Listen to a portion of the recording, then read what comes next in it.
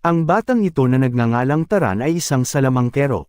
Natanggap niya ang kanyang kapangyarihan sa sandaling tumuntong siya sa edad na 10. Madali niyang napakikilos ang anumang bagay sa kanyang paligid.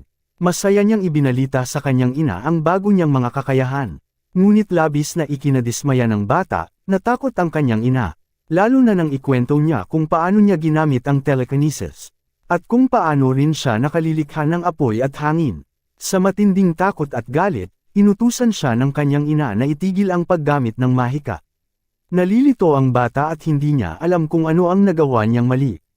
Ngunit umupo ang kanyang ina upang makipag-usap ng masinsinan sa kanya. Tinanong siya kung nais ba niyang makasama siya ng matagal. At tulad ng sinumang batang lalaki, sumagot si Taran ng oo. Ginamit iyon ng kanyang ina upang pilitin siyang mangako, na hindi na niya kailanman gagamitin muli ang kanyang kapangyarihan. At hinding-hindi niya ito ipapakita sa ibang tao. Nabahala si Taran at nagtanong kung bakit. Kaya ikinwento sa kanya ng kanyang ina ang kilalang alamat tungkol sa Maharlika at sa Kabalyero. Pamilyar ang kwentong ito sa bata. Alam niya na ang mga taong may natatanging kapangyarihan ay itinuturing na mga salamangkero. Kahit pa sila ay mga Maharlika o Kabalyero.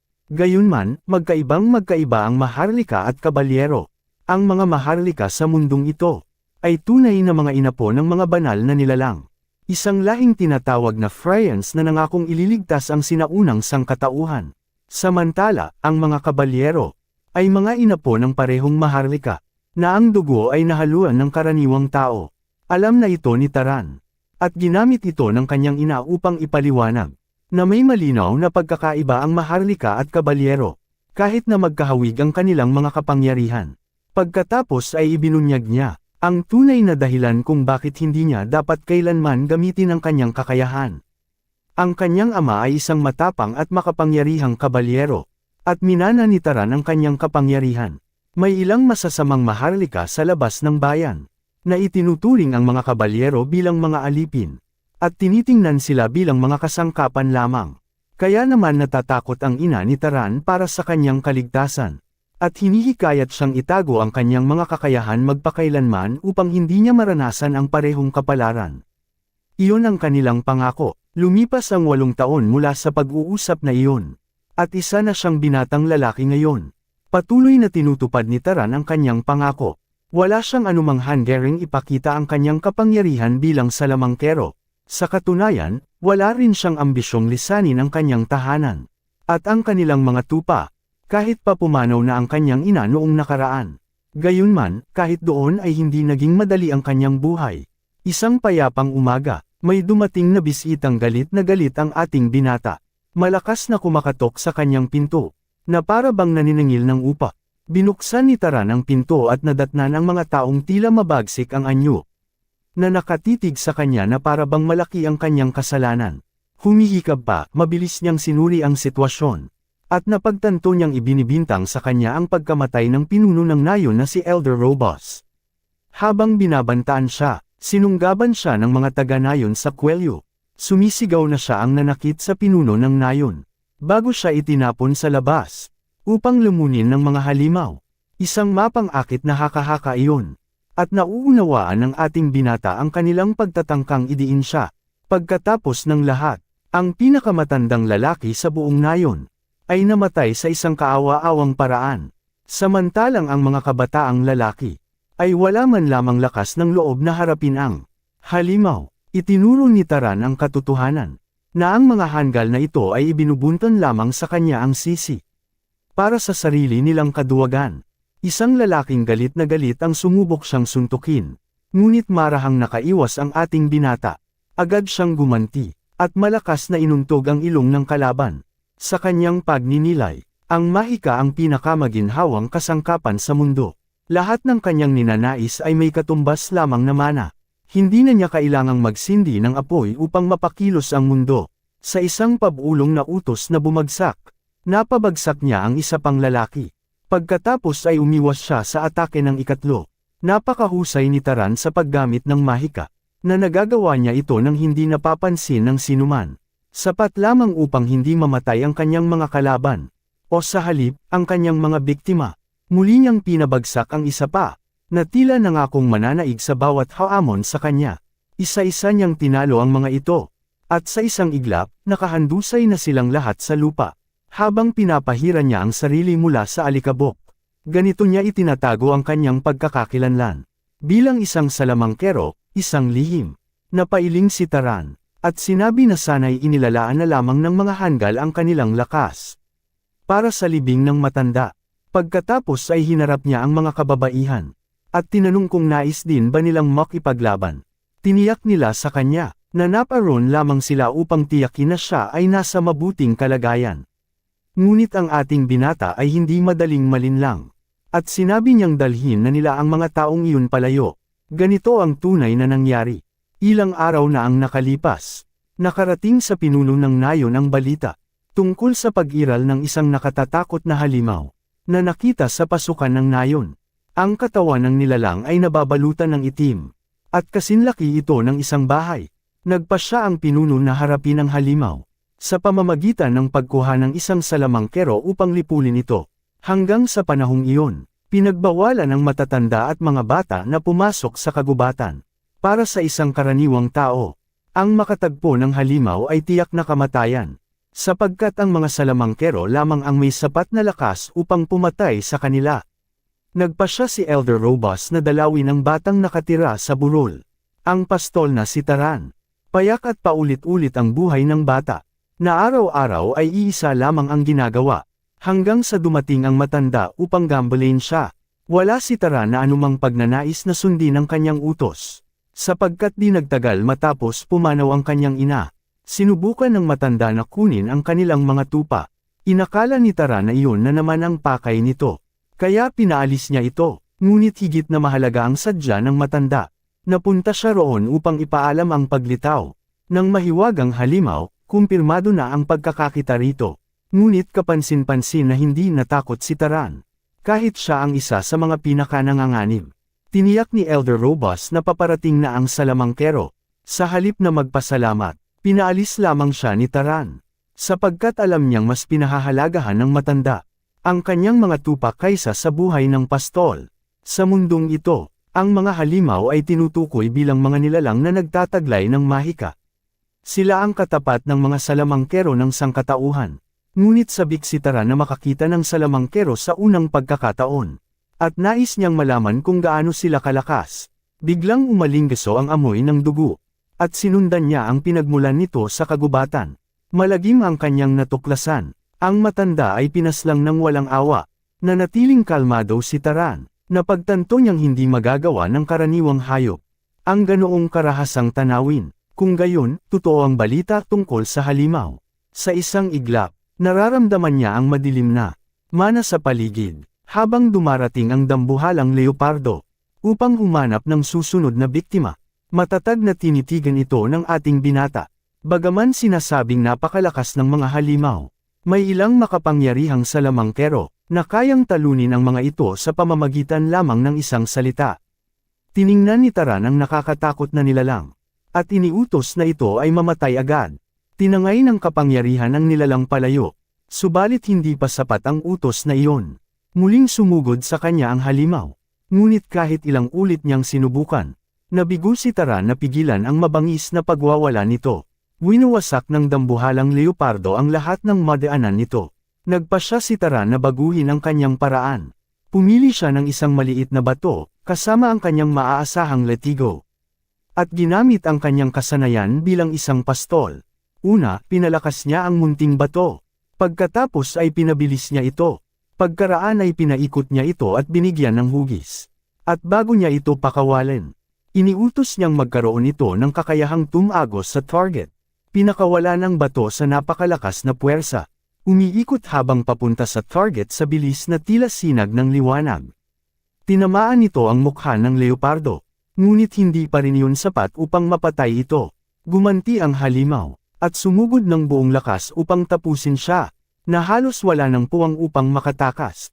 Ngunit pinaghandaan na ito ng ating binata. Tinawag niya pabalik mula sa himpapawid ang parehong bato. At sa pagkakataong ito ay itinapat sa ulo ng nilalang. Malakas nitong binasag ang bungo ng halimaw. Napatunayang sapat ang pag-ataking iyon. Upang tuluyang mapabagsak ang dambuhalang nilalang.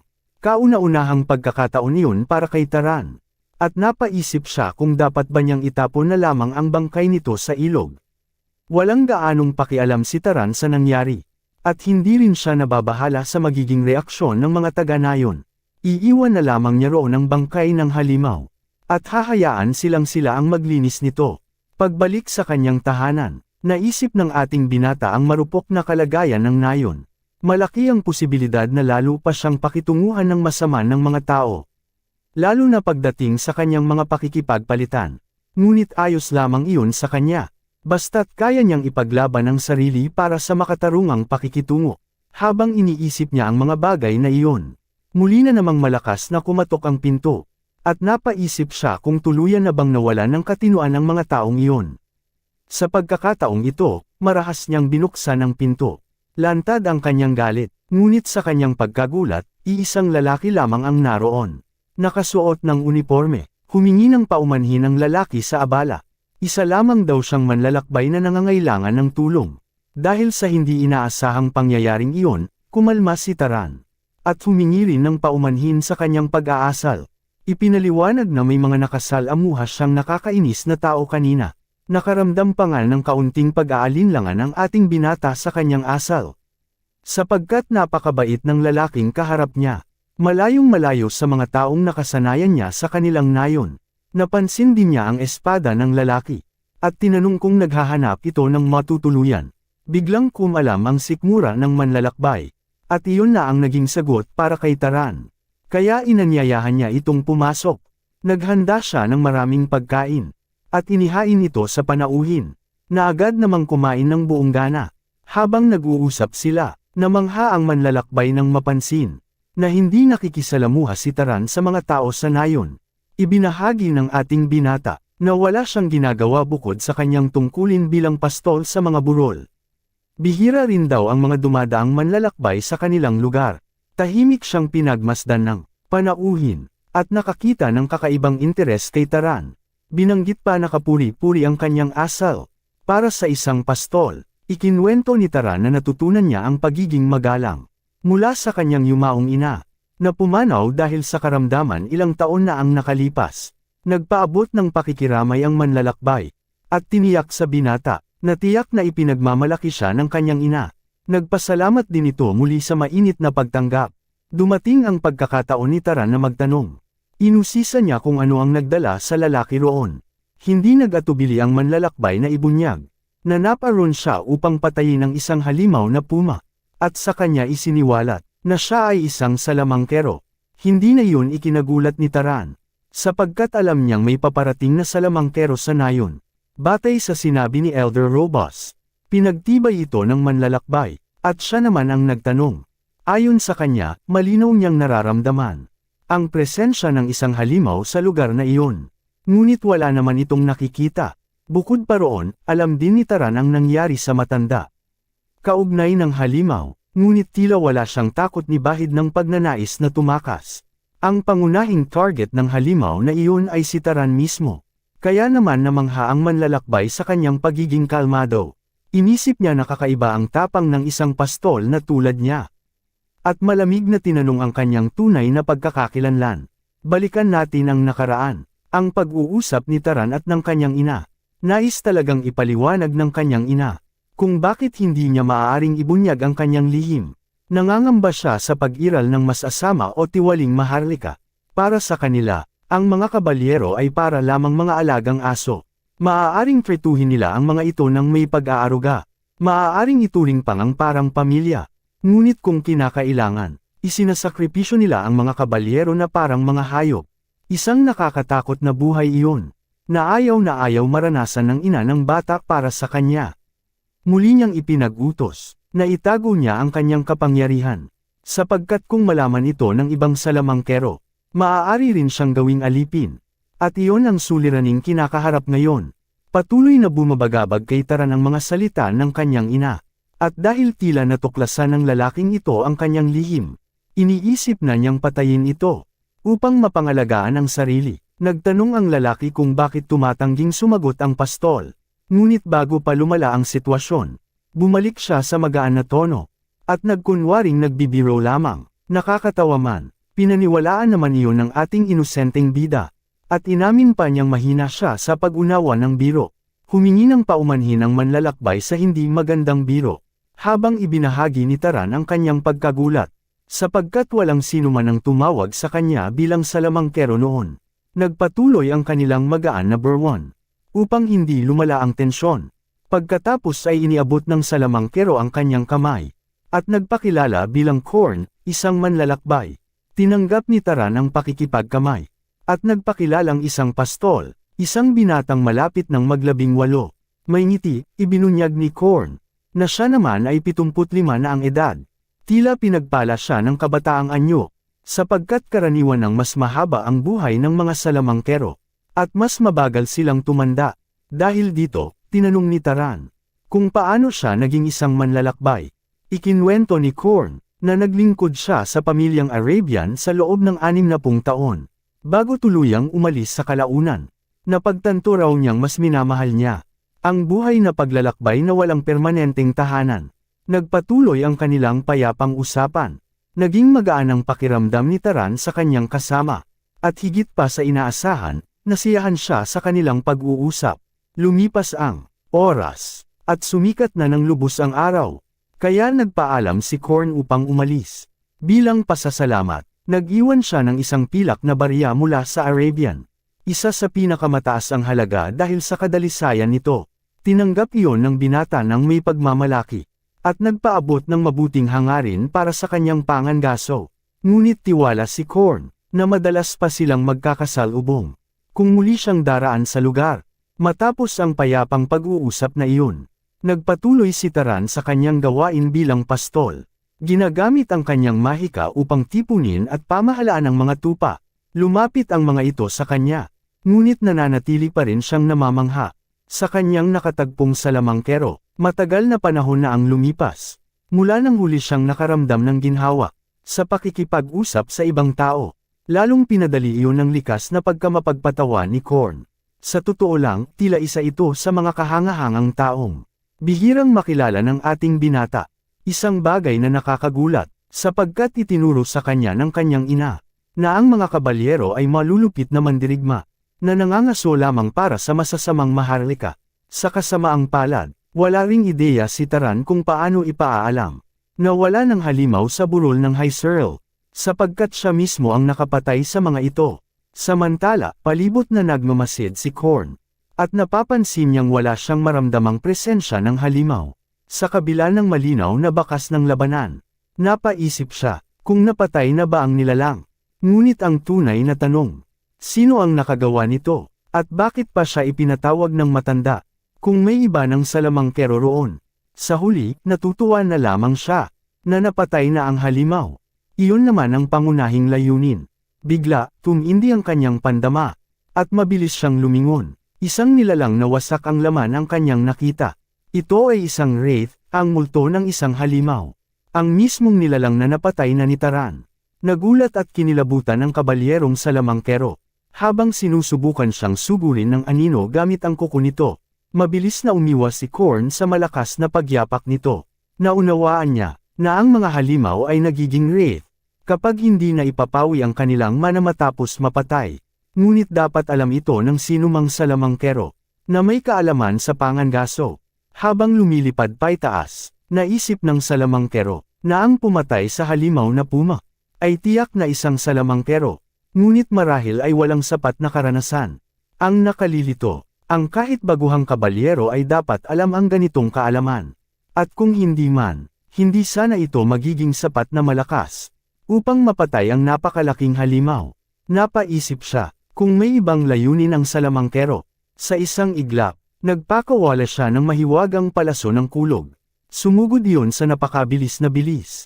Patungo sa wraith, ngunit tuluyang napawalang bisa. Hindi ito inaasahan ni Korn. Ang tanging paliwanag, mas higit ang mana ng halimaw kaysa sa kanya. Biglang naglaho ang wraith sa hangin. At napaisip siya, kung sinusubukan nitong salungatin ang kanyang mahika, mula sa sariling anino ng salamangkero. Sumiklab ang sumpang nilalang mula sa likuran. At malakas siyang tinamaan. Bahagyang nakaligtas si Korn, ngunit nasugatan ang kanyang braso. Napagtanto niya, na ang ganitong uri ng nilalang ay higit na mas malakas kaysa karaniwang kabalyero.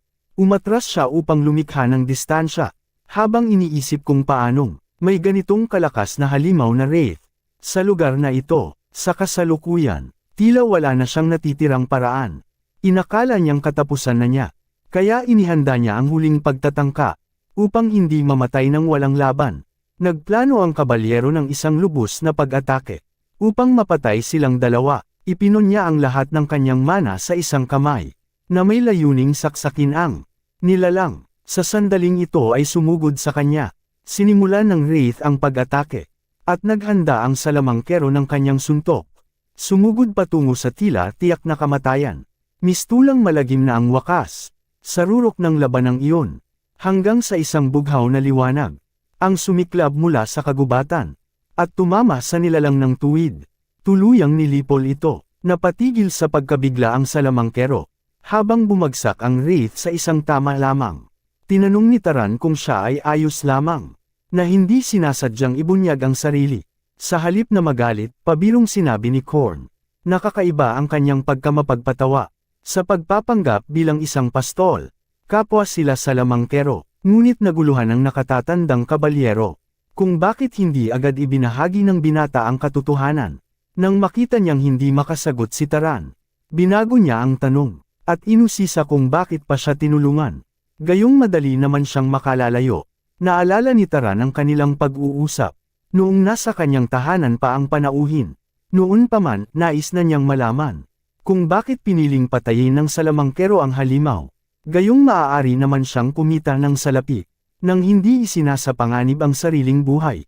Napatawa ang kabalyero, at sinabi niyang kaawa-awa ang mga tao sa nayon dahil wala silang anumang proteksyon para sa kanilang buhay. Ipinunto ni Taran na hindi naman kasalanan iyon ni Korn.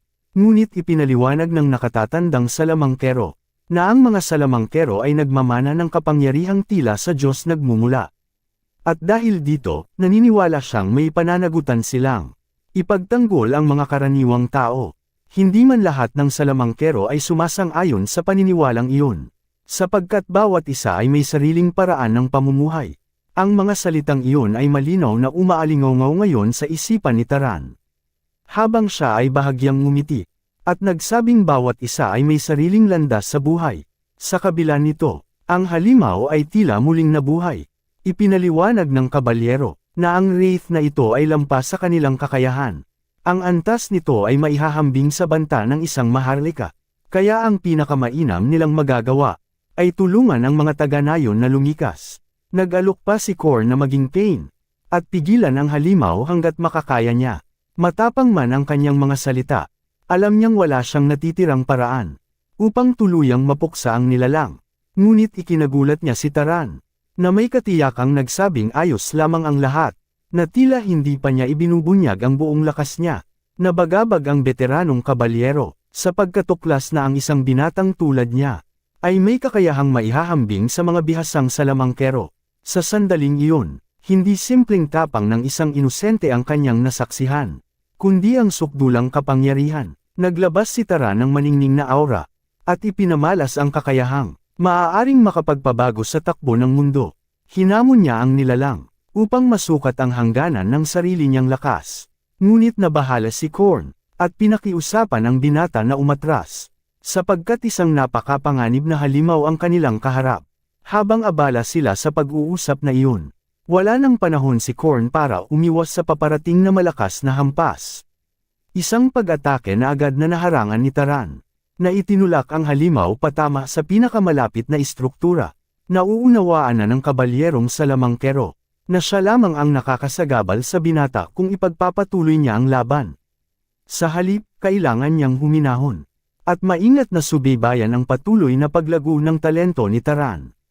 Nakikita natin ang magagandang paikot-ikot na suntok, na sunod-sunod na ibinabato sa halimaw. Ngunit sa kabila ng mga pagsusumikap ni Taran na patayin ito sa isang hampas, tanggi ang wraith na mamatay at muling nakakaabot sa kanya. Dito ibinunyag ni Korn, na ang mga wraith ay immune sa mga pisikal na pag-atake, na nagdulot ng pag-aalinlangan kay Taran. Kung paano niya ito mapapawi? Ang solusyon, ayon kay Korn, ay gamitin ang apoy o kidlat. Inunat ni Taran ang kanyang kamay, at pinukas ang isang bukol ng apoy, upang bumuo sa laman ng wraith. Ngunit kahit ganoon, hindi gumagalaw ang nilalang, ngunit malinaw na iyon pala ay hindi ang tunay na layunin. Nagmuni-muni si Korn, na para tunay na maapektuhan ng kapangyarihan ng salamangkero ang isang nilalang. Kailangan itong maitatag ang kaayusan ng sanhi at bunga. Isa itong napakasimpleng kaalaman, ngunit hindi pa alam ito ng binata. Unti-unti, napagtanto ni Korn, na si Taran pala ang parehong bata, na pumatay sa orihinal na halimaw, at nagpakalakas loob na iwan itong nag-iisa hanggang naging wraith. Sa madaling sabi, ang batang ito ay hindi pa kailanman nakapag-absorb ng mana sa kanyang buhay. Inutusan siya ng veteranong kabalyero, na bumuo ng apoy at saka ito itira ng tuwid sa halimaw. Gamit ang pamamaraang ito, naglabas si Tara ng paikat-ikot na apoy sa kanyang kamay. Habang iniintindi ni Korn na para sa anumang salamangkero, ang pagkontrol sa daloy ng apoy ay nangangailangan ng dagdag na pagsasanay. Namangha siya nang makita na ang batang ito ay naipapagalaw ito sa kanyang mga daliri. At nagbabago ng anyo gamit ang purong talento lamang. Ipinadaus-dos ni Taran ang sibat na apoy sa wraith.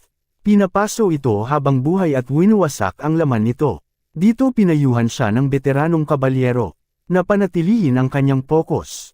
Dahil kailangan ni Taran na siguraduhin hindi mawawala ang apoy. Mahalaga na masunog ang bawat bahagi ng wraith. Ngunit para sa pastol, wala siyang nahihirapan sa gawaing iyon. At tuluyang winasak ang katawan ng nilalang. Sa wakas, natapos ang laban. At sa kabila ng pakikipaglaban sa isang napakalakas na wraith, isang nilalang na nangangailangan pa ng maharlika para patayin. Isang simpleng pastol na walang pagsasanay ang nagawa itong talunin. Napaisip si Taran kung tapos na ang laban. Habang pinayuhan siya ng nakatatandang salamangkero, na ay absorb ang mana upang maiwasan ang muling paglitaw ng wraith sa hinaharap. Madali lang ang proseso, kailangan lang ng salamangkero na isipin ang pag-absorb ng enerhiya.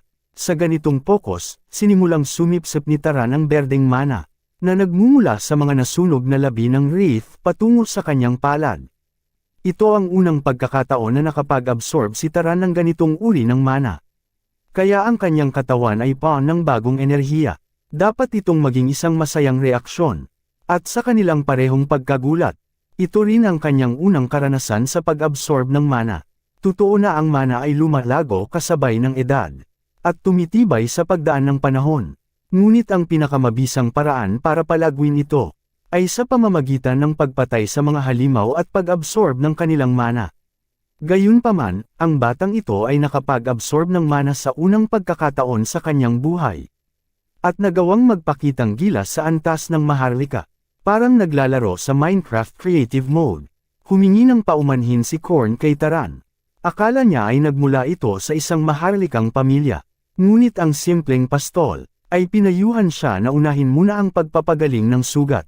Nagbalik sila sa bahay upang ayusin ito. Talagang inisip ni Korn na si Taran ay isang maharlika. Kaya naramdaman niyang nagkulang siya sa pagbibigay ng respeto. Ngunit mariing ipinaliwanag ng binata, na wala siyang ganoong pinagmulan. Hindi niya alam ang pagkakakilanlan ng kanyang ama, at hiniling na tigilan na ng lalaki ang pagbibigay ng labis na papuri sa kanya. Talagang nagtataka si Korn, kung bakit isang salamangkero na tila makapangyarihan na parang Diyos, ay nakaupo lang sa ibabaw ng burol, na wala namang ginagawa. Dito niya nalaman ang tungkol sa pangakong ginawa ni Taran sa kanyang ina. Hanggang sa pumanaw ang ina niya, ipinabatid nito sa kanya ang tungkol sa mga maharlika, at kung paano nila pinagsamantalahan ang mga salamangkero at itinatapon lamang sila. Nang marinig ang mga salitang iyon, sumasang-ayon si Korn sa karunungan ng ina ni Taran, na nakakatawa sa batang pastol, dahil tila labis lang itong pagiging ma-overprotective na magulang. Pinanggako niya sa bata na naiintindihan niya ang alalahanin ng kanyang ina. Tama naman. Ang mga salamangkero ay makapangyarihang nilalang na may kakayahang makipaglaban. Kahit 20 taon na ang nakalipas, nagkaroon ng isang malaking digmaan sa pagitan ng mga maharlikang pamilya. Ang pamilyang Arab Ayon, na kanyang pinagsilbihan, at ang dakilang pamilya ng Zahar ay nagkasagupa, na nagdulot ng maraming pagkamatay. Napatay ang 900 kabalyero ng Arab Ayon, mula sa isang hukbong 3,000 katao, at sa kasamaang palad, nawala rin ang lahat ng kanyang mga kaibigan sa digmaan. Si Denver ay nagnanais magbukas ng laundry shop. Pinagalitan siya ni Hartman, at pati ang kanyang sariling asawa at anak ay pinaslang ng mga miyembro ng pamilya Zahar, na nag-iwan sa kanya ng matinding trauma bilang nag-iisang nakaligtas.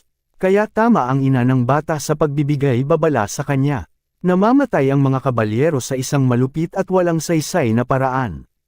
Ngunit may isang bagay na mali siya, at iyon ay ang kakayahan ni Taran. Napahiya si Korn aminin iyon, dahil kahit isa siyang mahusay na kabalyero, nagawa ng bata na talunin ang isang nilalang, na kahit siya mismo ay hindi kayang patumbahin. Hindi pa nga siya tinuturing na banta ng isang kabalyero, ngunit isa ng salamangkero sa antas ng Maharlika sa ngayon. At nasa pinakamataas na antas pa. Dahil dito, napag-isip-isip ni Taran, kung nagsinungaling ba ang kanyang ina tungkol sa background ng kanyang ama bilang kabalyero. Ngunit kawili-wili, napansin ni Korn, na minsan, ang mga anak ng Maharlika, ay ipinapanganak din sa mga pamilya ng kabalyero. Base sa takbo ng mga pangyayari, pinayuhan ni Korn ang pastol na bumaba sa burol, at maranasan ang mga kulay ng tunay na mundo. Ito ay dahil kailangan ng sangkatauhan ng mas maraming kabalyero at Maharlika. Upang harapin ang mundo, isang mundong hindi nila sariling pagmamayari. Ang parehong lahi na itinaboy ng mga Diyos sa gilid, ay muling nagbabalak ng kanilang paghihiganti. At mas malala pa rito, ang tunggalian sa loob ng mga Maharlika, ay unti-unting winawasak sila mula sa loob. Sa kasalukuyang panahon, ang mga tulad ni Taran ay labis na kinakailangan. Mga taong maaaring magsilbing halimbawa ng dakilang Maharlika. Napansin ng veteranong kabalyero na kahit si Taran, ay hindi nasisiyahan sa kanyang nakabiboring buhay bilang pastol, na nagdulot sa kanya ng malalim na pagmumuni-muni. Ngunit ang bata ay hindi pa alam kung ano ang kanyang gagawin. Pagkatapos niyang bumaba sa bundok, ipinakita ni Korn ang iba't ibang posibilidad. Kayaman, katanyagan, kapangyarihan, o pamilya at kaibigan. Lahat ng mga layuning iyon ay mahirap maabot. Dito, tinulungan niya si Taran na ma-visualize ang kanyang bagong pakikipagsapalaran. Pwedeng manghuli siya ng mga halimaw, o maging isang manlalakbay sa mga lugar na hindi pa natutuklasan. Mas maganda pa, maaari rin siyang mampon ng isang maharlikang pamilya. At sundan ang landas ng politika. Pagkatapos ng mga salita ni Korn, aminado si Taran na ang mga landas na iyon ay mas angkop sa kanya kaysa sa nakabiboring buhay ng pag-aalaga ng tupa. Ito rin ang unang pagkakataon na naramdaman niya ang tunay na pagkamausisa. Kung ano ang naghihintay sa kabilang bahagi ng mundo. Nag-aalala ang veteranong kabalyero, na baka mabaigo ang bata sa mga inaasahan. Ngunit ipinangako, niyang susuportahan siya sa anumang landas. Bigla, tinanong niya ang tungkol sa kakayahan ng kanyang lahi. Ngunit hindi alam ni Taran kung ano iyon. Naalala ni Korn na hindi pa siya sinanay. Kaya ipinaliwanag niya ang konsepto ng kakayahan ng lahi. Isang katangian na namamanan ng bawat Maharlika mula sa France, ang kanilang mga ninuno. Ang kakayahang ito ang nagtatakda ng pagkakaiba ng Maharlika at kabalyero. Sinubukan ni Korn na tuklasin ito, sa pamamagitan ng pagtatanong kung may spell na nadama ni Taran na napakadali lang gamitin. Isang spell na hindi kailangan ng anumang pagsisikap. Sa una, inisip ni Taran na iyon ay ang kanyang pinahusay na pisikal na lakas. Ngunit hindi iyon totoo. Dahil pinatatag ng mana ang pisikal na kakayahan ng lahat. Ipinahayag ng bata na may mabuting pang-amoy siya at kayang magtapon ng bagay.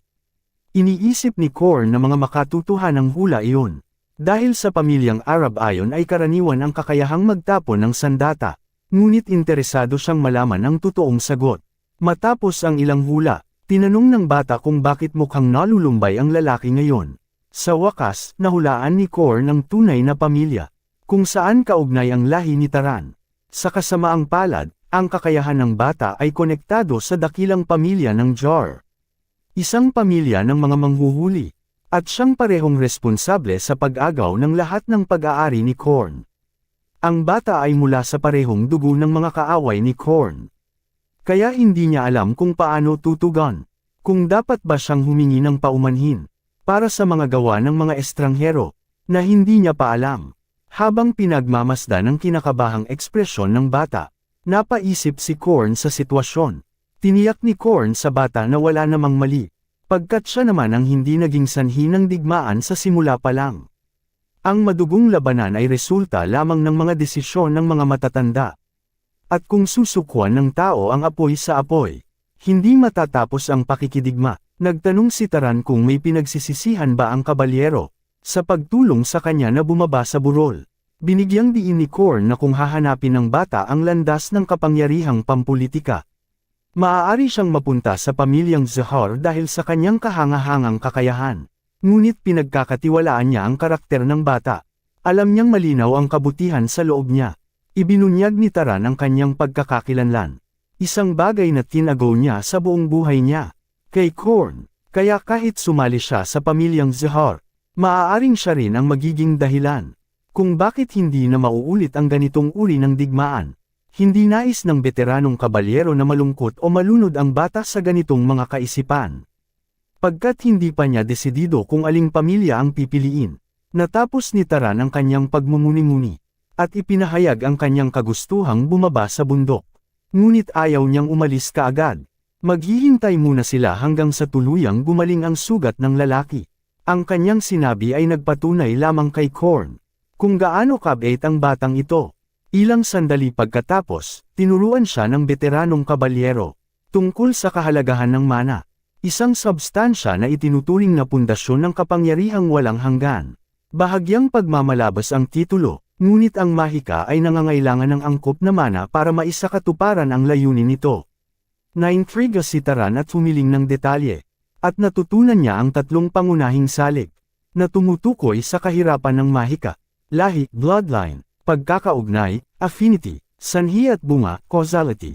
Ang lahi ay natutukoy mula sa likas na talento mula pagkasilang, lalo na para sa mga maharlika na hindi kabalyero. Halimbawa, napakahirap para sa karaniwang salamangkero na pagalingin ang sugat ng iba gamit ang mahika. Ngunit ang isang tao na may revista blood mula sa timog ay kayang gawin ito ng madali kahit walang pagsasanay. Iyon ang kapangyarihan ng lahi. Isang likas na teknika naman ang tinutukoy para sa affinity. Ito ay parang pagiging pamilyar sa mahika. Sa madaling salita, mas madali para sa ilang salamangkero ang ilang gawain kaysa sa iba. Katulad ng kung paano nagawa ni Taran na lumikha ng fireball ng madali. Dahil gusto niyang magtapon ng bato.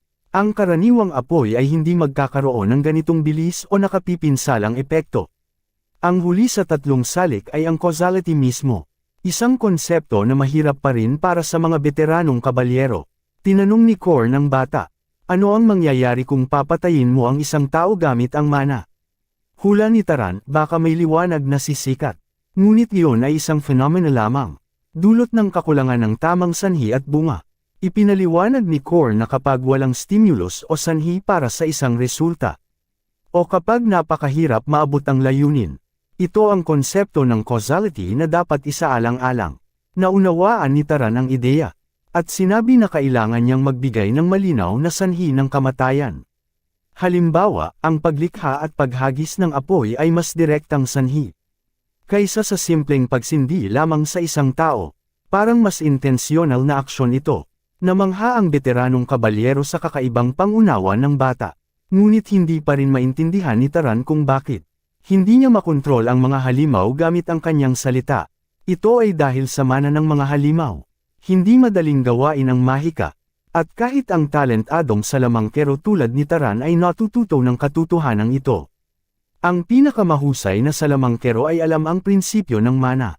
At alam kung anong uri ang kailangan para sa bawat sitwasyon. Dahil dito, nagtanong si Taran kung may espesyal na mahika ang pamilyang Zahor. Ayon kay Korn, magaling sila sa stealth at track-based na kakayahan. Hinimok ni Korn ang bata na subukang gayahin iyon. Ini-internalize ni Taran ang kanyang mga iniisip. Huwag makita ng iba at mawala ng parang wala. Literal na nakita ng veteranong kabalyero. Ang batang naglaho sa hangin. At pinapurihan siya sa tagumpay. Ngunit may kakaibang pakiramdam si Korn. Dahil biglang bumalik ang bata sa paningin niya. Ito ay isang nakakatakot na kakayahan. Nataglay ng pamilyang Zahor. Ang parehong kakayahan na ikinatakot ng mga sundalong Arabian. Sa una, tila isang broken na kakayahan ito. Pero pinagtawanan ng veteranong kabalyero. Dahil hindi pa rin ito imbattable. Ipinakita niya ang interes na turuan ang bata ng ilang paraan ng pagsasanay. Kahit pa siya ay mula sa pamilya ng kaaway. Ang katotohanan, pinagmalasakitin siya ng batang pastol at iniligtas pa ang kanyang buhay. Kaya hanggang ngayon, lubos na pinagkakatiwalaan ni Korn ang karakter ni Taran. Sa susunod na eksena, komplikado ang sitwasyon, nag-iimpake si Taran. Ibinebenta ang kanyang mga tupa, at aalis ng nayon. Nagkaroon ng isyu ang mga taga-nayon sa biglaang pag-alis niya. Ngunit hindi siya nag-alala at mas pinili ang kanyang sariling layunin. Binalaan niya na pakakawala ng mga tupa, kung hindi nila bibilhin sa kanya. At kahit mahuli nila ang mga ito, sisiguraduhin niyang magbibigay ito ng malaking problema sa kanila. Alam ng baliw na tiyo na may kalbo at sirang bigo, na hindi biro ang batang ito pagdating sa salita. Inaalok niya ang buong halaga. At ganun nga, iniwan ng dalawang salamangkero ang maliit na bayan ng tuluyan. Biglang naalala ni Turan, na may utang pa ang mga hanggal na iyon kay Korn, bilang karagdagang bayad para sa misyon. Ngunit wala namang pakialam ang salamangkero sa pera, at binigyang diin niya na siya naman ang hindi pumatay sa halimaw. Nagsimula ang kanilang paglalakbay sa pamamaalam. Dahil ayaw ng veteranong kabalyero na makipagtim kay Turan, mas pinipili niyang magtrabaho ng mag-isa. Ayos lang kay Turan iyon. At taos-pusong nagpasalamat sa lahat ng kabutihang ipinakita sa kanya. Nagpaalam silang may pag-asa na magkikita muli sa hinaharap. Pinanood ni Turan ang paglayo ng veteranong kabalyero. At sa kanya naisip kung bakit ayaw niyang kausapin ng kabalyero ng formalidad. Kahit hindi kulang ang pagmamahal ng kanyang ina. Habang buhay, hinahangad ni Turan ang isang ama. Isang lalaki na maaaring maging huwaran. Para sa taong nais niyang maging. Isang nakakaantig na paraan upang ipahiwatig na, nais ni Turan na maging mabuti. Katulad ni Korn mula ngayon, nagpatuloy ang paglalakbay ng bata sa disyerto, kung saan nakatagpo siya ng mga naglalakbay na mga ngalakal, at nagpa siya na magtanong para sa direksyon. Inisip ng mga tao na hadlang siya sa kanilang daraanan, ngunit simpleng nagtatanong lang siya ng direksyon, at nalaman ang tungkol sa isang lungsod malapit na tinatawag na Murray. Matapos pasalamatan ng mga mangangalakal, handa nang umalis si Turan. Ngunit biglang hinarang siya ng isa sa mga hanggal. Sinisigawan siya dahil aalis ng hindi nagbabayad. Para sa mga salbaheng iyon, kahit ang impormasyon ay may kapalit. At habang hinahawakan nila ang kanilang mga sandata, hinihingi nila kay Turan na ibigay agad ang kanyang bag. Sa madaling salita, nakumpirma lamang na ang mga ito ay mga daga at tulisan. Ibinahagi ng kanilang leader na ito ay isang walang patutunguhang lugar, kung saan walang pakialam ang sinuman sa kamatayan ng iba. Kaya sa kanilang paningin, kabaitan na lamang ang ipagkaloob ang buhay ng bata. At habulin lamang ang kanyang mga gamit. Dito napagtanto ni Turan, na hindi sila mag-aatubiling pumatay kung kinakailangan. At naaalala niya ang kanyang karanasan kasama ang veteranong kabalyero. Sa halip na takot, ang bata ay nakakaramdam ng tuwa sa paggamit sa kanila bilang kanyang test subjects. Humahajijek ang mga tulisan, tinutukoy ang bata bilang isang show-off. Hanggang sa ang parehong show-off ang magpadala sa kanila sa isang buhawi. Gamit ang isang spell ng hangin. Sa halip na direkta lang gamitin ang hangin, mahusay itong hinubog ni Turan, na mas epektibo at mas kaunti ang nagastos na mana. Ginagawa nitong mas madali para sa kanya ang pagcast ng mga spells. Habang epektibong nakabibighani sa kanyang mga kalaban, kasabay nito, naglabas siya ng kaunting tubig mula sa kanyang flask. At hinubog ito bilang isang ice bullet. At sa totoo lang, ang paraan ng pag-hover niya nito ay napakabongga. Walang takot, pinapaputok ni Turan ang ice bullet sa isa sa mga tulisan, na tumagos sa laman nito. Bagaman maayos ang spell, hindi niya ito gaanong nagustuhan. Agad na sumuko ang mga tulisan, dahil wala silang kaalaman sa kapangyarihan ng bata. Habang lumilikha ng destruction ang leader ng grupo, tatlo sa kanyang mga tauhan ang pumapalibot kay Turan mula sa likod. Casual na pinapadyak ni Turan ang lupa, at nag-erect ng mga obelisk para pabagsakin silang lahat. Pinanood ng leader ng tulisan ng may takot, habang pinapatay ng bata ang lahat ng kanyang tauhan. Nang hindi man lang nagmumukhang natatakot. Ngayon na napalitan ang posisyon, tinanong ni Turan ang leader ng tulisan ng isang mahalagang tanong. Bakit nila walang plano na inatake siya? Samantalang kahit sino ay maaaring maging salamangkero. Ang dahilan, ibinaban ng bata ang kanyang ulo. Sobrang mabait para sa isang grupo ng bastos. na nagpapakita na parang siya ay isang karaniwang tao. Muling natutunan ni Turan ang isang bagong leksyon. At nang isipin ng leader na siya ay mapapatawad, biglang nataman siya ng ice bullet. Sa isang flashback, nalaman natin na pinayuhan ni Korn si Turan na huwag magpakita ng awas sa mga tulisan o masasamang tao.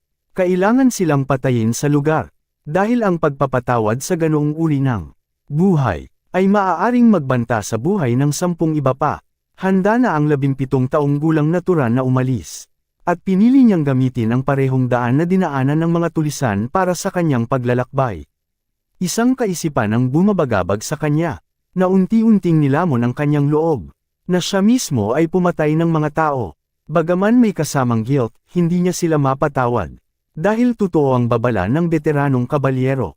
Ang sinumang taong sinasamantala ang iba ng walang pag-aatubili sa puso, kailangang alagaan o parusahan. Unti-unting nawala ang mga bakas, hanggang sa maabot niya ang kanyang huling destinasyon. Napahinto ang puso ng bata sa tanawin habang siya'y naglakad patungo sa bagong mundo. Tumangala siya at pinanood ang maliit na syudad ng Murray, na may damdaming pagkamangha, unang beses niyang makalibot. Sa gitna ng ganitong dami ng tao, iba rin ang mga gusali kumpara sa kanyang maliit na baryo. At ang pakiramdam ay napakalaki para sa isang village shepherd. Lumapit siya sa isa sa mga nagtitinda ng prutas. Ngunit nilinaw na hindi siya customer. Batay sa payo ni Korn na magtanong tungkol sa isang inn. Nais niyang humingi ng direksyon. Ngunit ang tindero ay sobrang bastos. Dahil sa pag-aaksaya ng oras, na ikinabahala ni Turan kung dapat ba muna siyang bumili. Humiling ang bata ng isang mansanas, at pumili ng 2 dupit coins bilang bayad. Pagkatapos maibigay ang bayad, ipinakita ng tindero ang direksyon patungo sa isang inn. Isang lugar na tinatawag na pub and inn. Pagdating niya roon, nakilala niya si Lena. Isang magandang staff member na malugod siyang tinanggap. Humiling siya ng isang gabi ng pananatili, na nagkakahalaga ng 16 na dupat. Hindi yata iniintindi ni Turan ang presyo.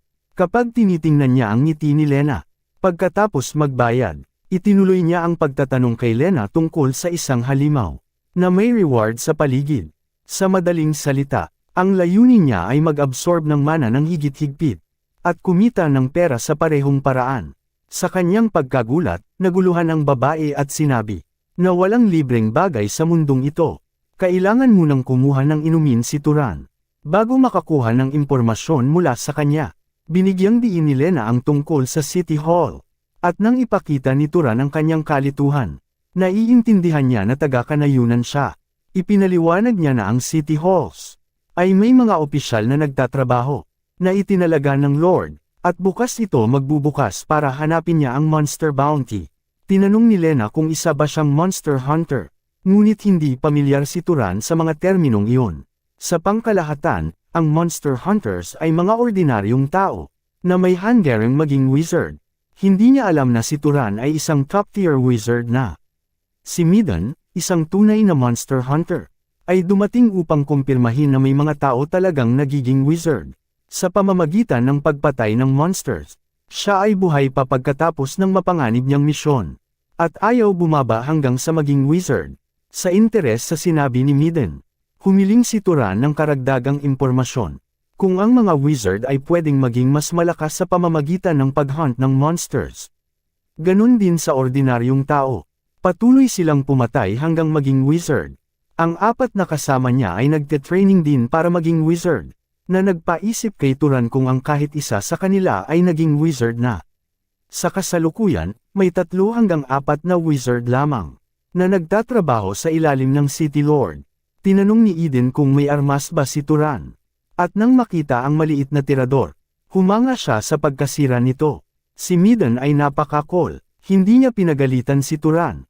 Sa halip, hinihikayat siya nitong manghuli ng rabbit o fox monsters.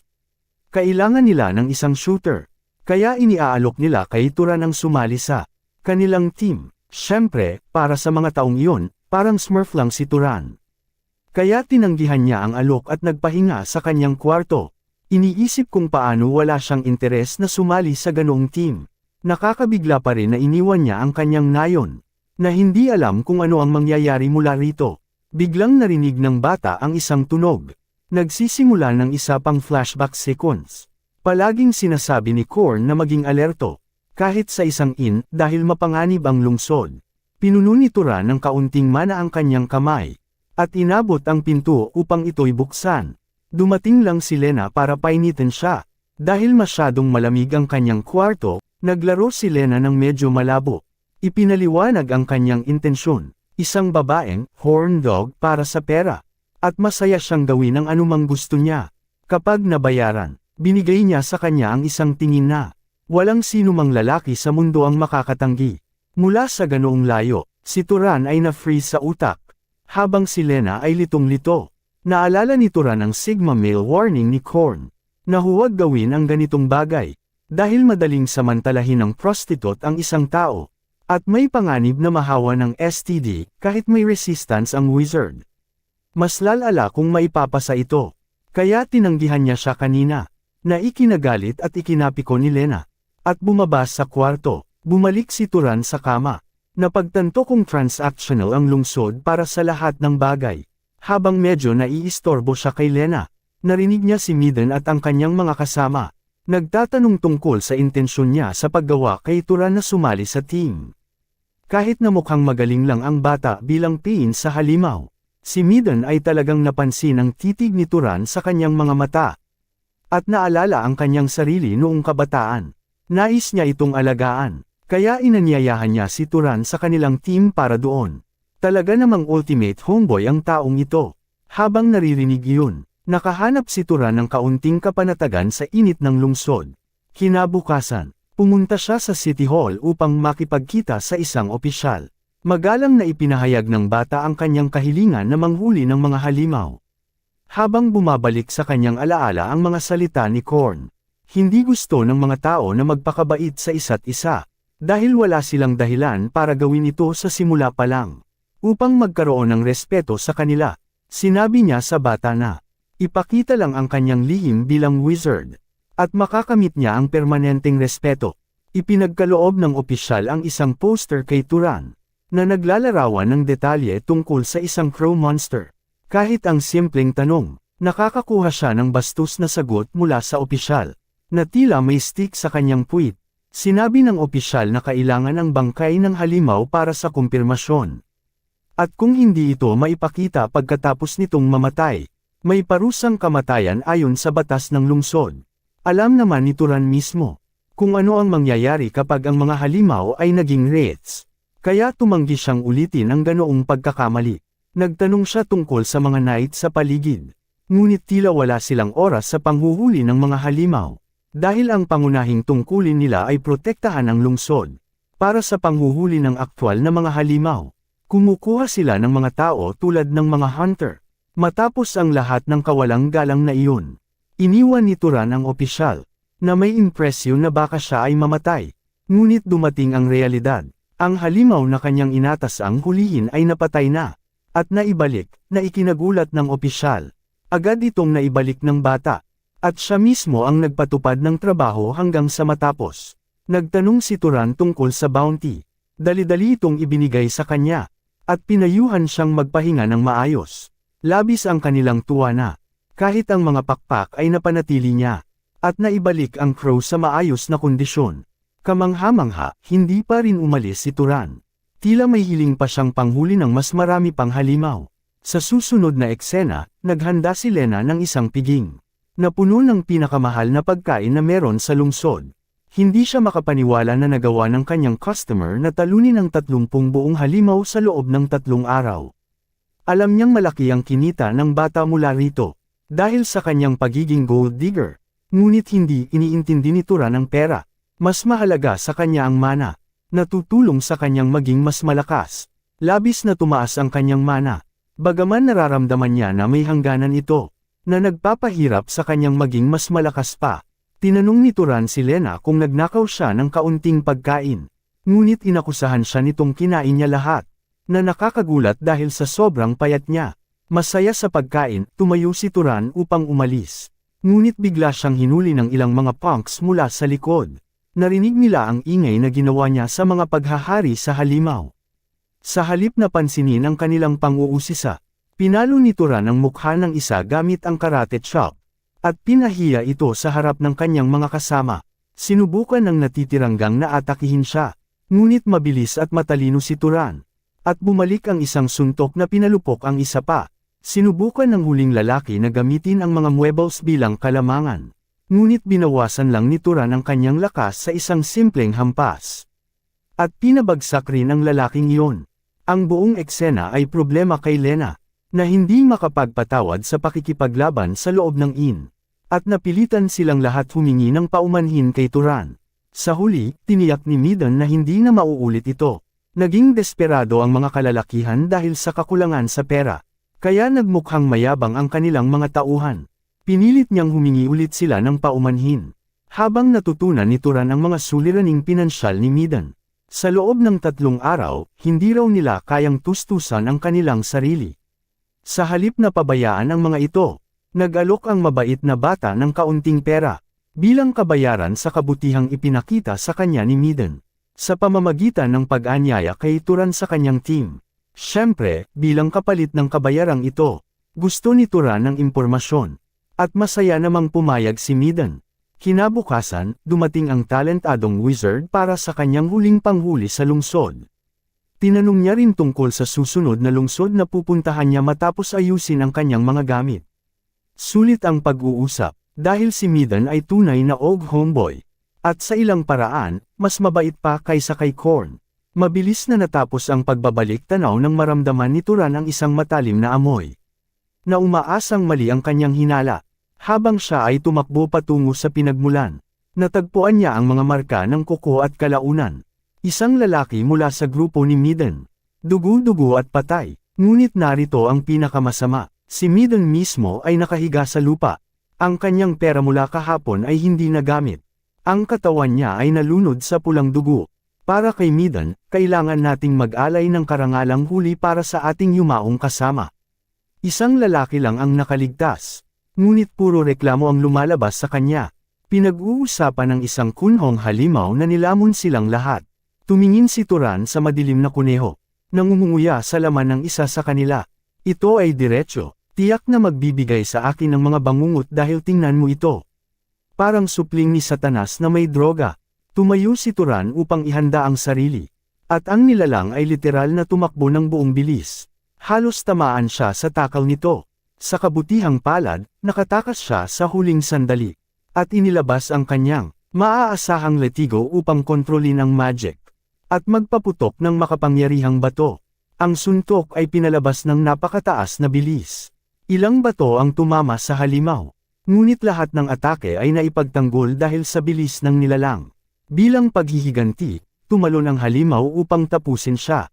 Ngunit napagtanto nitong wala ang kanyang target. Huminto ang nilalang. At bago nito maproseso ang paligid, pumunta si Turan sa likuran nito, at nagstab ng malupit sa paligid ng leeg. Pagkatapos ay umatras siya bago muling naglaho, na nagpapaalala ng stealth assassin skill ni Sung Jin-woo. Sinubukang habulin ng halimaw si Turan. Sinira ang lahat ng puno sa kagubatan. Wasak ang lahat sa galit na pag-atake. Sa huli, naubos ang dugo ng nilalang mula sa mga sugat hanggang bumagsak ito sa kamatayan. Na nagpilit kay Turan na ipakita ang sarili.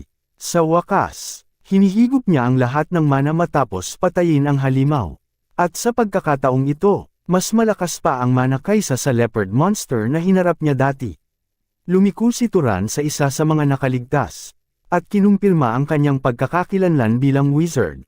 Bilang huling kilos ng kabutihan, tinanong niya ang lalaki kung may pamilya ba siya, o kung may maipapamana sa kanila ang kanyang mga gamit. Ito ay nagtulak sa isang flashback. Interesado si Midon sa isang kalapit na aklatan sa Orem, na naglalaman ng libu-libong libro. Kitang-kita kung paano lumiwanag ang mukha ng bata, nang marinig niya ang tungkol sa mga libro. Sa kasamaang palad, hindi lahat ay pinapayagang pumasok. Tanging mga wizard lamang ang pinapayagan. Naalala iyon, nag-alok ang bata ng maayos na libing para sa kanyang mga kaibigan. At nagplano siyang pumunta sa lungsod ng Orem. Ang kanyang mukha ay nagpapakita ng kalungkutan, habang hinahangad niyang matagpuan ng kanyang kaibigan ang kaligayahan. Natapos natin sa pagdating ni Turan, sa dakilang lungsod ng Orem, na nahihiya siya sa sarili. Dahil ang Murray ay wala ngang kasing laki ng lungsod na ito. Hindi masyadong nagmamadali ang mga tao papasok sa lungsod. At nakikita niya ang ilang gwardya na aktibong nakabantay. Para sa mga kriminal na kilos. Ang dakilang lungsod ay may mas maayos na sistema kaysa sa maliit na lungsod. At ang parehong gwardya ang huminto sa kanya bago makapasok. Sinabihan siya na panasan ang kanyang mga damit. Dahil mukhang marumi at walang kaayusan. At pagkatapos gawin iyon, nasa harap na siya ng magandang library tower. Nakakatakot ang laki nito, at nagtataka siya kung may magic na nagpapalakas sa estruktura. Nasa pasukan si Turan, ngunit pinaalalahanan siya na tanging mga wizard lamang ang pinapayagang makapasok. Ipinakita niya ang kanyang pagkakakilanlan bilang wizard, ngunit naiinis ang mga gwardya sa kanyang pangit na pagpapanggap. Tinawag siyang baliw at hindi nila pinaniniwalaan siya. Ngunit nang subukan ng isa sa kanila na gamitin ang spell, naalala ni Turan ang sinabi ni Korn, na ang mga wizard ay agad nakakadetect ng mana ng ibang tao. At malalaman kung mas malakas sila o hindi. Sinubukan ng gwardya na sukatin si Turan, ngunit agad siyang napabagsak sa lupa. Natakot siya sa posibilidad ng kamatayan. Napagtanto na hindi ito ordinaryong wizard. Ipinakilala ang sarili ni Kenya bilang isang knight ng House Valtas. At nagtanong kung anong house si Turan. Sa kabutihang palad, hindi na niya kailangan pang banggitin ang pangalan ng house para makapasok, pero kailangan ng pahintulot mula sa master ng Valtas. Sa susunod na eksena, naliligo si Turan, naiinis sa tagal at komplikasyon ng proseso. Pinapamasahe siya ng mga dalaga habang nililinis siya. Kung hindi ay mapaparusahan ang mga ito, pinayagan niya silang gawin ang kanilang gusto. Namangha ang isa sa mga dalaga nang lumabas si Turan. Nagmistulang modelong, nakasot, lahat sila ay humanga sa kanyang kagandahan, at nagmakaawa na huwag siyang makipag-usap ng parang magkaibigan lang. Dumating naman ang totoong mayabang na eksena, isang babae na may pink na buhok, si Ezella, na agad na nanunuya sa kanya. Tinawag siyang pulubi sa unang dating, ngunit pagkatapos siyang bihisan, ngayon ay mukhang prinsipe na siya. Maingat na ipinakilala ni Turan ang sarili. Habang tinanggap ang pangalan ni Ezella, gusto nitong malaman ang kanyang house, pero tumanggi siyang ibunyag ito dahil sa personal na dahilan, na lalong nagdulot ng interes sa kanya. Nagpa siya ang mayabang na noble na biruin siya, kaya nagpakawala siya ng nakakatakot na aura, na nagbanta na gagamitin niya ang kanyang mana habang nakatingin si Turan, habang sinasabihan si Turan na gawin din iyon. Ginawa ni Turan ang sinabi, at habang naglalabas si Ezella ng dilaw na aura mula sa kanyang katawan. Pinakawalan ni Turan ang asul na aura. Ang presensya nila ay napakalakas, na ang mga nasa silid ay napilitang yumuko. Matapos ang pagpapakita, pinuri ni Ezella si Turan, bago bigla siyang sinabihan na pakasalan siya. Gaya ng dati, nanlamig ang mukha ni Turan sa gulat at kalituhan. Pati ang butler ni Ezella ay napilitang sabihan siyang tumigil. Sa pagsasabi ng mga hindi kailangang bagay. Sinubukan ni Ezella na ayusin ang sitwasyon sa pagsasabing biro lang iyon. Pero kalaunan ay hinarap niya si Turan. At sinabing pag-isipan pa rin niya iyon. Pagkaalis ni Ezella, tiningnan ni Turan ang kanyang mga daliri at napansin na nanginginig ang mga ito. Napagtanto niya na ang mana ni Ezella ay maihahambing sa kanya. Makalipas ang ilang sandali, pumunta siya sa opisina ng Patriarch, kung saan niya nakilala ang pinuno ng angkan, si Rog Valtus. Matapos ang kanilang pagpapakilala, sinabi ni Rog na alam niya ang pangangailangan ni Turan na gamitin ang library. At ipinaalam niya na walang kahangahangang sinaunang mahika roon. Sa katunayan, sinabi rin niya, na walang lihim na paraan para mapataas niya ang kanyang mana. Pero tiniyak ni Turan sa kanya na ayos lang siya, dahil hindi naman niya iyon ginusto sa simula pa lang. Sinabi ni Rog kay Turan na hindi niya siya pipigilan, dahil gusto pa rin niya iyon. At ibinunyag niya na walang laman ang library, na maituturing na confidential, na impormasyon tungkol sa kanilang angkan. Dahil gabi na, sinabi ni Rog kay Turan na bumalik na lang kinabukasan. At tiniyak ni Turan na hindi niya makakalimutan ang kabutihan nito. Kinabukasan, binati ng mga gwardya si Turan ng may buong respeto. Matapos kumpirmahin ang kanyang library pass, pumasok si Turan sa library.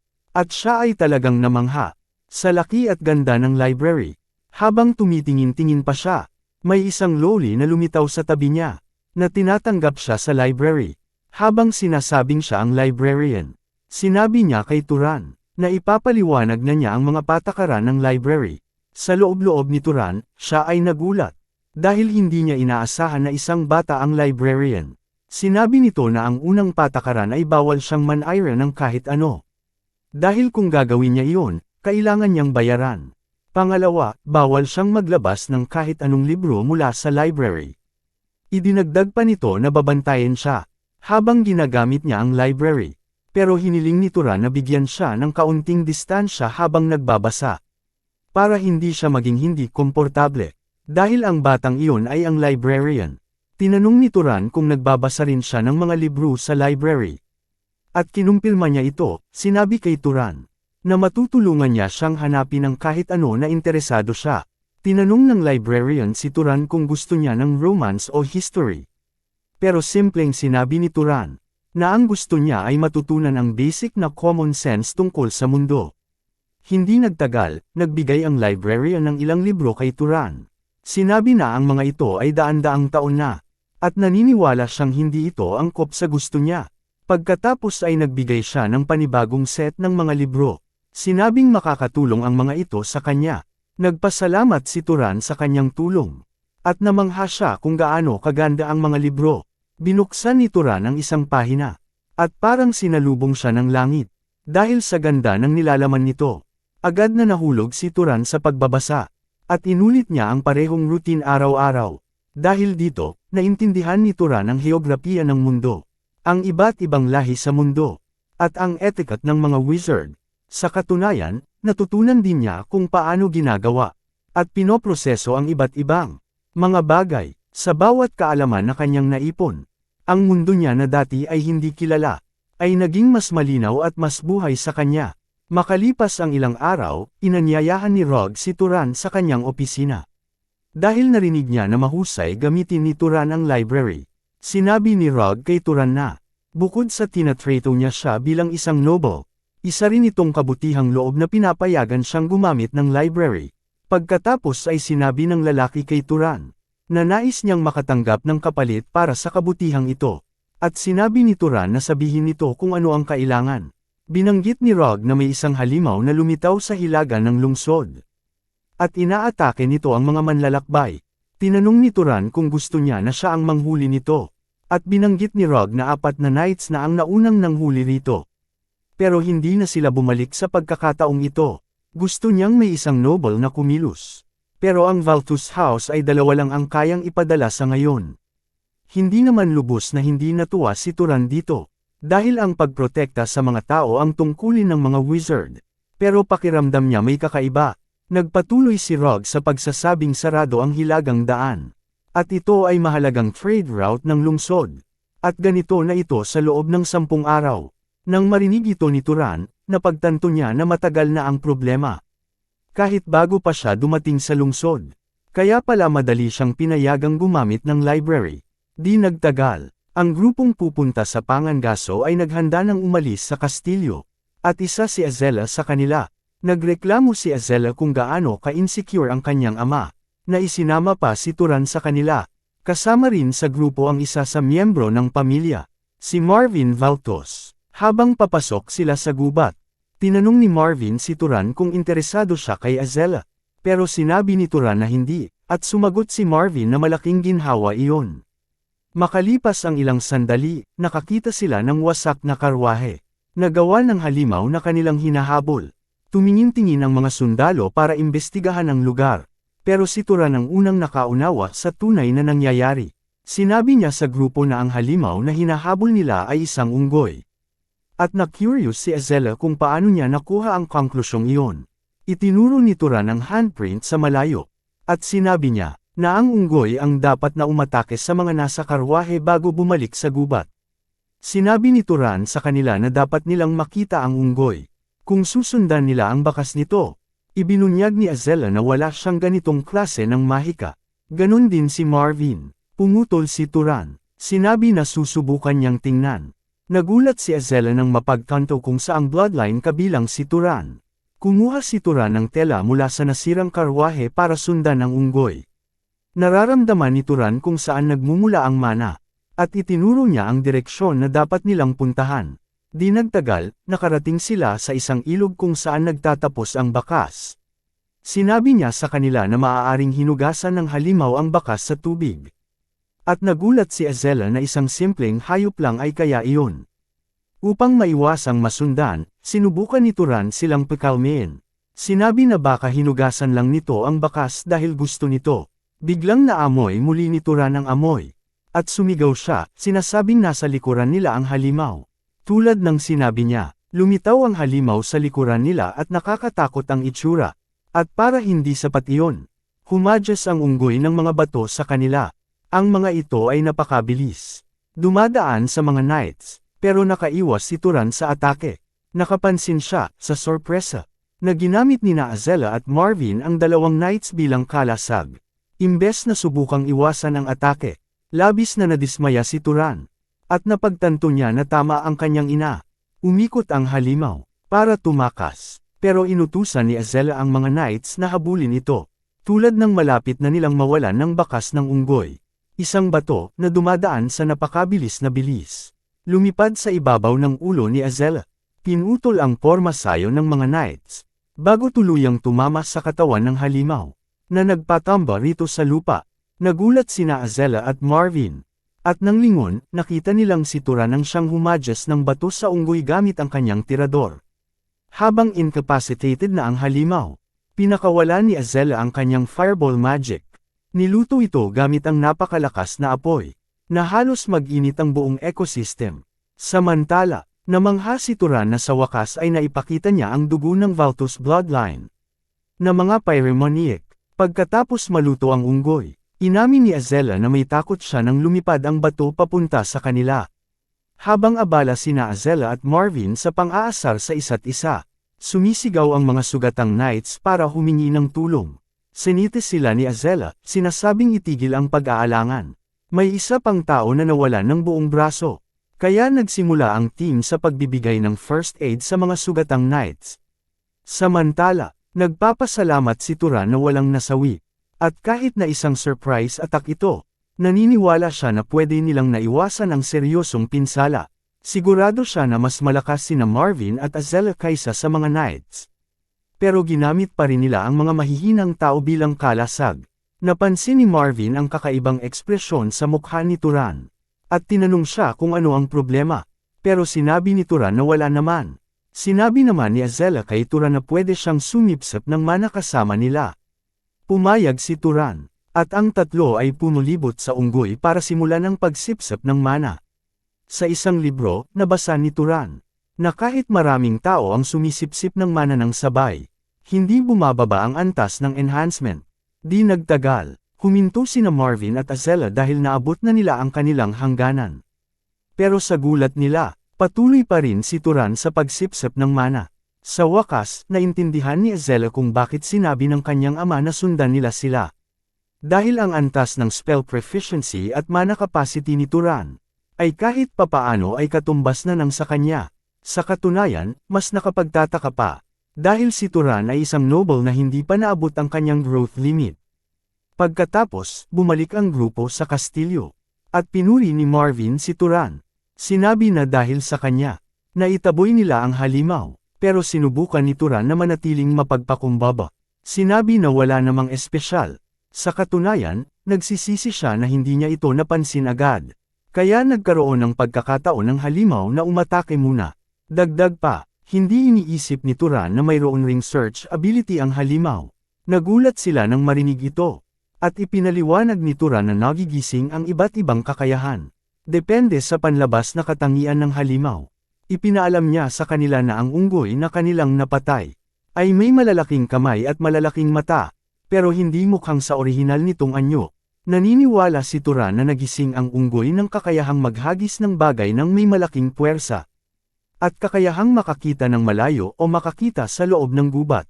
Namangha si Marvin sa galing ni Turan sa ganitong bagay. At sinabi ni Turan na nagbasa siya ng Monster Encyclopedia sa library. Nagulat si Marvin dahil wala raw ibang pumupunta sa library. Dahil ito ay itinuturing na masikip at boring. Inamin ni Azela na pumasok siya minsan. Matagal na panahon, dahil kuryoso siya. Pero puno ito ng mahihirap na libro. Kaya umalis siya nang hindi nabasa kahit kalahati ng isang volume. Sinabi ni Turan sa dalawa, na sa susunod na pagkakataon, dapat nilang tanungin ang librarian kung mayroong mga madaling libro.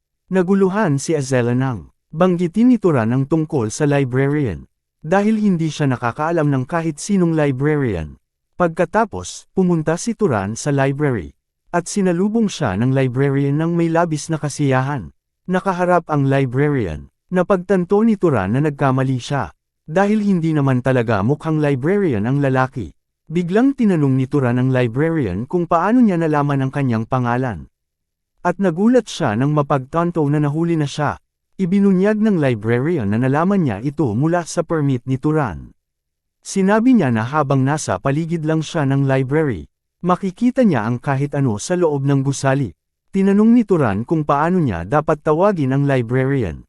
At sumagot ito na wala siyang pangalan. Kaya pwede niya itong tawagin kahit ano. Dahil wala itong tiyak na pangalan. Nagpasya si Turan na tawagin na lang siyang The Librarian.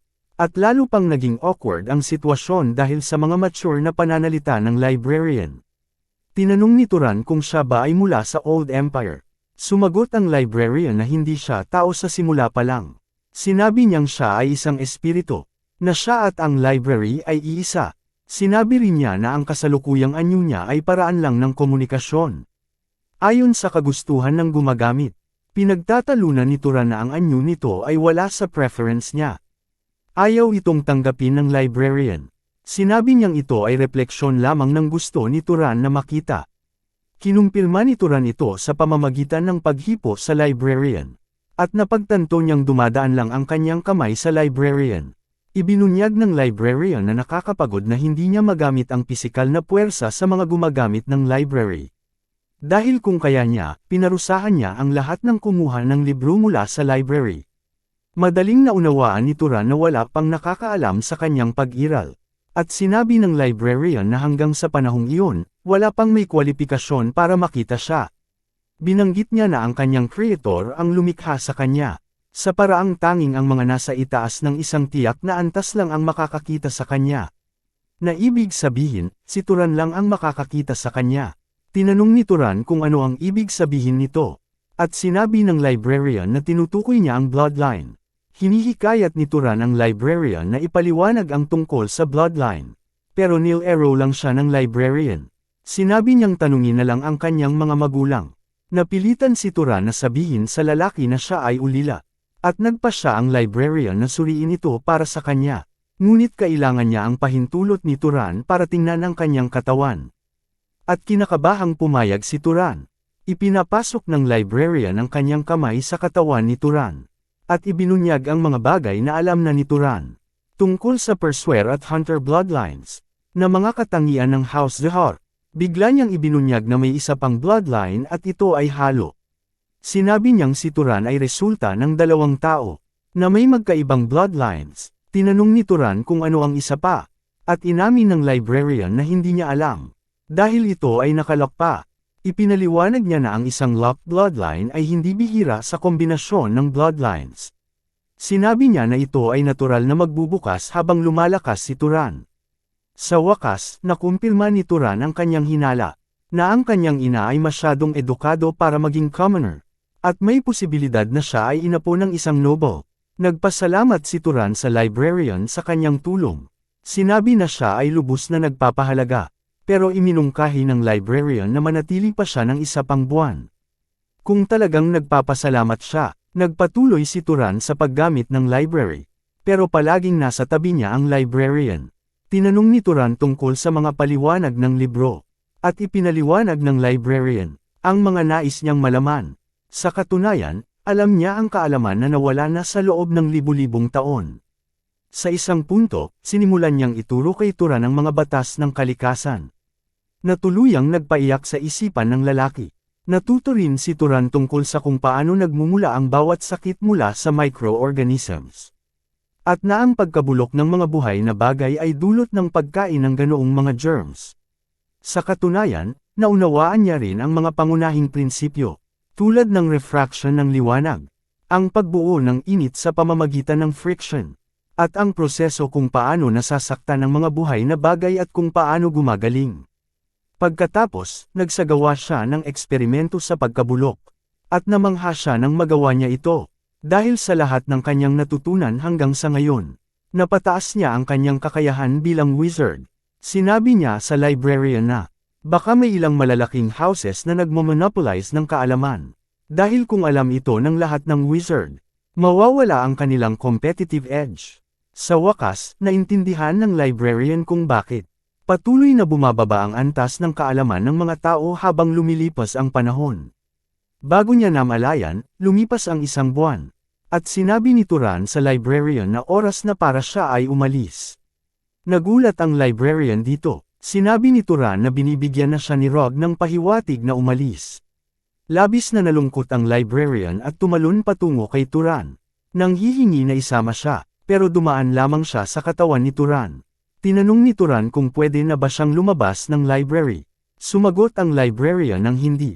Pero tiniyak niya kay Turan na aalagaan siya kung mananatili siya. Ngunit tinanggihan ni Turan ang alok. Habang umaalis, tiniyak niya sa librarian na bibisita siya paminsan-minsan.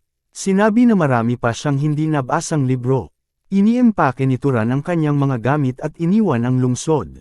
Kumuha siya ng mapa mula sa library.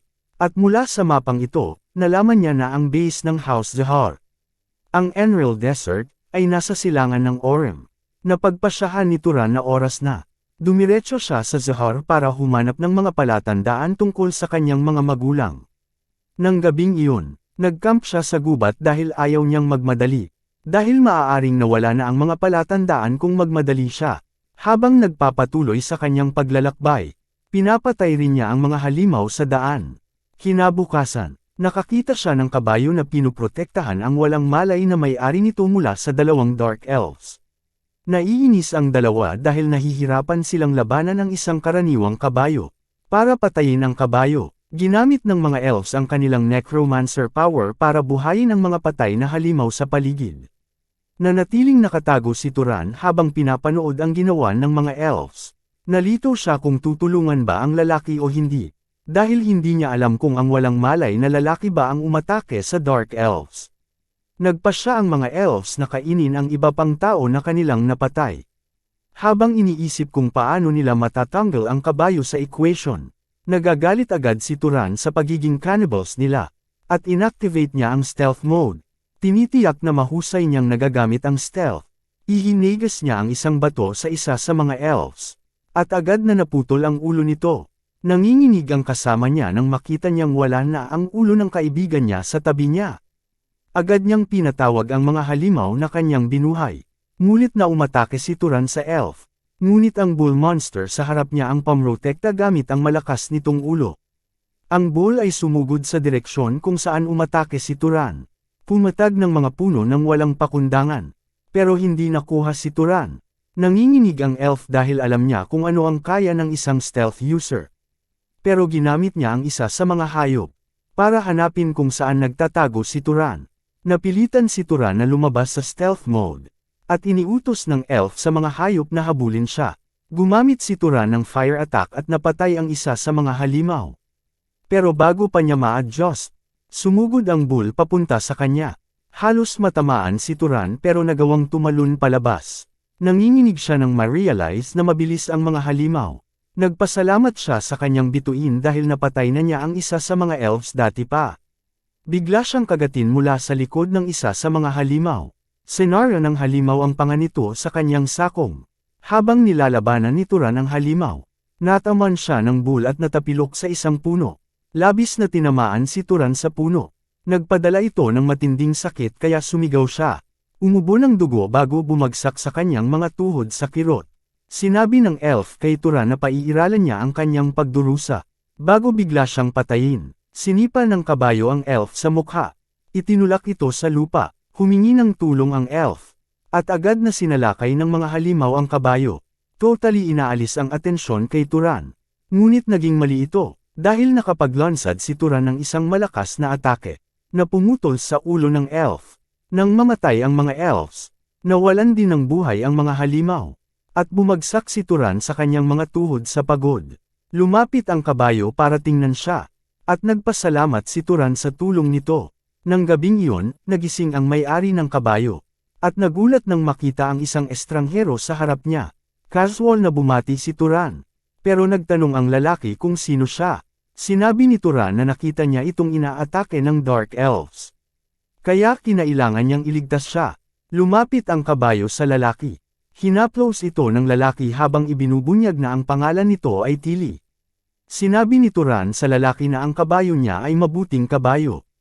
Dahil naiintindihan nito na kailangan nitong protektahan ang kanyang amo. Nagpasalamat naman ang lalaki kay Turan sa pagliligtas sa kanya. Ibinunyag niya na siya ay si Ases mula sa House Iberg. Ipinakilala rin ni Turan ang sarili. Bago tanungin kung may partikular na dahilan kung bakit nakipag-conflict siya sa Dark Elves. Sinabi ni Ases na siya ay nasa isang pilgrimage kasama ang kanyang mga retainer. Nang atakihin sila ng elves nang walang dahilan. Ibinunyag ni Ases na palagi niyang narinig na mabangis ang ibang lahi. Pero hindi niya inasahan na ganito kalala. Huminto si Ases sandali upang umiyak. Bago humingi ng paumanhin kay Turan sa pagpapakita ng emosyon. Ibinunyag niya na nawala ang ilan sa mga taong mahalaga sa kanya. At tinanong siya ni Turan kung pamilya ba nila iyon. Sinabi ni Ases na sila ay mga knights at servants, na sumama sa kanya sa pilgrimage. At mula pa noong bata siya, inalagaan siya nila. Kaya sa isang paraan, pamilya rin nila siya. Agad na napagpasyahan ni Turan na mabuti ang puso ni Ases. At tinanong niya kung alam ni Ases kung ilan sa mga Dark Elves ang umatake sa kanya. Dahil napatay na niya ang dalawa sa kanila, sinabi ni Ases kay Turan na napatay na niya silang lahat. Pero para siguraduhin na hindi sila sinusubaybayan, ginamit ni Turan ang kanyang search ability upang i-scan ang lugar, upang tiyakin na wala ng elf sa paligid. Tinanong ni Ases si Turan kung may agarang kailangan siya sa oras na iyon. At ibinunyag ni Turan na siya rin ay nasa kalagitnaan ng isang pilgrimage. Nagulat si Ases na si Turan ay nasa pilgrimage. Kahit na siya ay medyo makapangyarihan. At tinanong kung anak ba siya ng isang dakilang house. Gusto rin niyang malaman kung bakit nag-iisa si Turan. Sumagot si Turan na mahirap ipaliwanag. Habang ibinubunyag na hindi siya ganoon kalakas. Ipinaliwanag niya na nagawa lamang niyang manalo sa pamamagitan ng pag-ambush sa isa sa mga elves. Habang tinutulungan, siya ni Tili na labanan ng isa pa. Pareho nilang pinakawalan ng kanilang aura upang makita ang antas ng kanilang lakas. Pagkatapos nito, nagulat si Turan nang makita ang dami ng mana na nasa mana tank ni Ases. Na-realize niya na malamang na mas marami pang mana si Ases kaysa sa kanya. Kung hindi niya na-absorb ang Dark Elves mana, hinihinuhan ni Ases na si Turan ay ipinanganak bilang noble at mula sa isang makapangyarihang bloodline. Dagdag pa rito, kumbinsido siya na hindi pa naabot ni Turan ang kanyang growth limit. At nagtataka siya kung bakit nag-iisa si Turan. Dahil wala namang tiyak na destinasyon si Turan. Inirerekomenda ni Ases na sumama siya sa kanya sa House Iberg. Tinitiyak niya kay Turan na babayaran niya ito sa pagliligtas sa kanyang buhay. At sa ligtas na pag-uwi niya sa kanilang bahay. Tinanong ni Turan kung paano niya balak itong bayaran. At dito ibinunyag ni Ases na ang kanyang pamilya ay pamilya ng mga enchanter. Vassal ng Arabian, ang dakilang house sa Hilaga. Apparently, sila ay bloodline na gumagawa ng magic tools sa loob ng maraming henerasyon. At tiniyak niya kay Turan na gagawa siya ng pinakamagandang magic tool para sa kanya.